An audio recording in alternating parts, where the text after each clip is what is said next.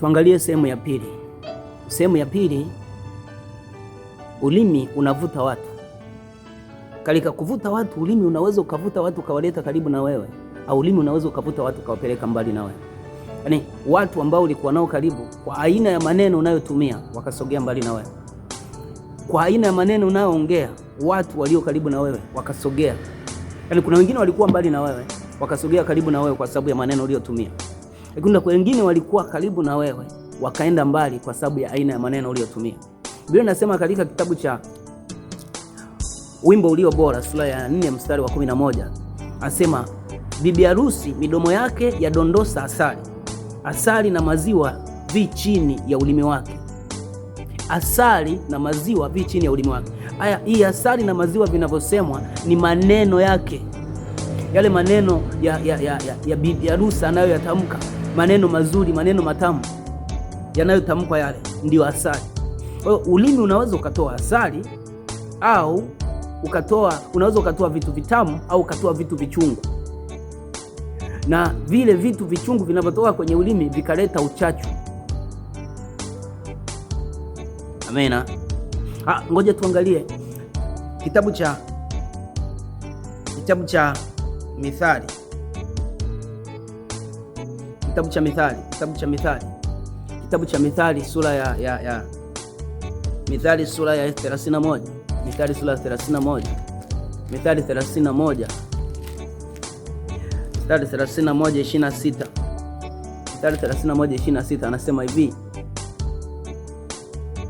Mithali 31:26 anasema hivi: ufumbua kinywa chake kwa hekima, na sheria ya wema ii katika ulimi wake. Huyu ni mama. Katika sifa za mwanamke bora, anasema anafumbua kinywa chake kwa hekima. Maneno anayoyatoa, anatoa maneno yenye hekima mbele ya mume wake. Maneno anayotoa, anatoa maneno yenye hekima mbele ya watu. Nyumba yake watu wanajaa, wanamtembelea kwa sababu ya aina ya maneno anayoongea. Sasa unaweza ukawa katika familia, mara zote mwanamke katika familia ni mtu muhimu sana. Mwanamke katika familia ndiye anayeweza kufanya watu waje au wasije. Mama mchungaji katika huduma ndiye atakafanya watu waabudu au wasiabudu. Aina ya maneno anayoongea anapopata nafasi kusimama madhabahuni ni maneno ya namna gani? Yanawafanya watu wajengwe au watu wabomoke. Anaweza kaongea neno moja tu, lile neno likawafanya watu wakaikimbia kanisa. Anaweza kaongea neno moja tu likawafanya watu wasiwatembelea nyumbani, nyumba ikawa ni chungu kwa sababu ya aina ya maneno anayotumia. Siko na kama kuna mtu ananielewa. Tuangalie Mithali 15, Mithali 15, Mithali 25, Mithali 25, mstari wa 15 anasema kwa uvumilivu mwingi mkuu husadikishwa, na ulimi laini huvunja mifupa. Ulimi laini huvunja mifupa. Ulimi laini huvunja mifupa. Ulimi unaozungumzwa unaovunja mifupa ni ulimi wa namna gani?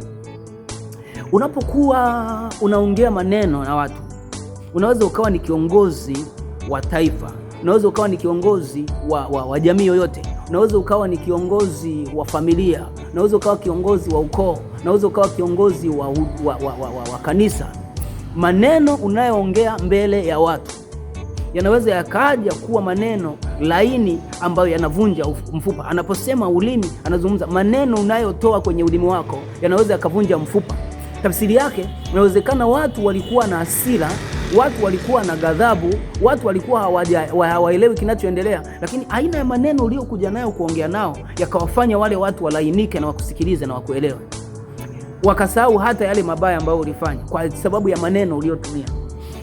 Biblia inasema ufalme wa Israeli uligawanyika kwa sababu ya maneno aliyoongea yule kijana wa Suleiman.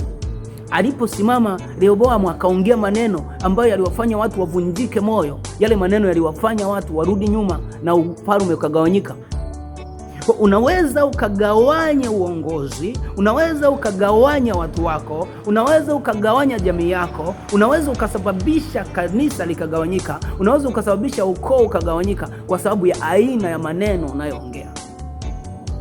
Kwa angalia sana aina ya maneno unayoongea. Unaweza ukavunja ndoa kwa sababu ya maneno unayoongea. Yaani wewe maneno yako ni maneno mabaya mabaya mabaya mabaya, ambayo hata awe mume au mke, si mpaka mwanamke, mwanaume wewe mwenyewe maneno unayoongea, yaani mke wako akiyasikia yale maneno kila siku yanazidi kumpa kidonda ndani, anapata kidonda. Mwisho wa siku kile kidonda kitakuja kupasuka, na kikipasuka kinachofuata ndoa inaishia hapo, kwa sababu ya aina ya maneno unayoongea. Kwa lazima ujifunze jinsi ya kutumia ulimi wako ili uweze kuwa na maneno yenye chumvi ndani mwake, yenye asali ndani mwake, ambayo yale maneno mtu anapoyasikia yanamburudisha na kumfanya awe na amani. Ukiwa kanisani, kuna maneno unayotakiwa kutumia kama mchungaji au kama nabii, kama mtume, yani yoyote kiongozi katika kanisa, mzee wa kanisa, utumie maneno ambayo yale maneno unapoyatumia watu yanawafanya wakusikilize, wafurahie kusikia. Tumia maneno ambayo yanaweza kuwafanya watu wabarikiwe, kwa sababu maneno yanajenga, maneno yanabomoa, maneno yanatajirisha, maneno yanafilisi, maneno yanaua. Maneno ni mbegu. Kila aina ya neno unaloongea katika maisha yako kila siku linaweza likakufanya uinuke au ufeli. Au maneno unayoongea katika maisha yako yanaweza yakakufanya ukafanikiwa katika maisha, au watu wakakuamini au watu wasikuamini, kwa sababu ya aina ya maneno unayoongea. Chunga sana mdomo, chunga sana maneno unayotumia. Angalia sana, kuna watu wamefika eneo baya mpaka leo kwa sababu ya aina ya maneno wanayotumia. Mungu akubariki. Nakupenda sana, lakini Yesu anakupenda zaidi. Tukutane siku nyingine.